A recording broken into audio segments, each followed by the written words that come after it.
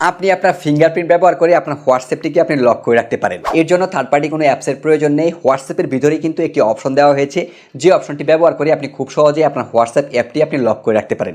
কাজটি কীভাবে করবেন চলুন প্রসেসটা দেখিয়ে দিচ্ছি। তো কাজটি করার জন্য প্রথমে আপনি আপনার হোয়াটসঅ্যাপ অ্যাপটি ওপেন করবেন মোবাইল ফোন থেকে। তারপর ডান পাশে উপরে যে থ্রি ডট রয়েছে আপনি থ্রি ডটে ক্লিক করবেন। ক্লিক করার পর এখানে দেখুন সেটিংসের একটি অপশন রয়েছে, এটিতে ক্লিক করতে হবে। এখানে দেখুন প্রাইভেসি নামে একটি অপশন আছে, এটিতে ক্লিক করবেন। আপনারা একটু স্ক্রল ডাউন করে নিচের দিকে চলে আসবেন, দেখতে পাবেন অ্যাপ লক নামে একটি অপশন রয়েছে, এটিতে ক্লিক করতে হবে।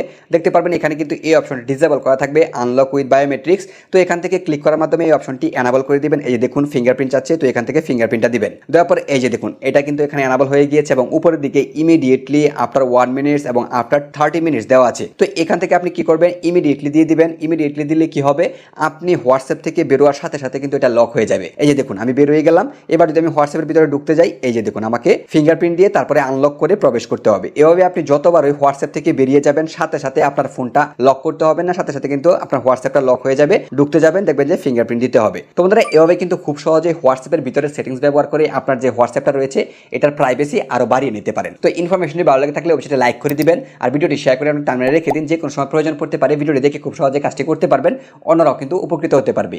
ধন্যবাদ।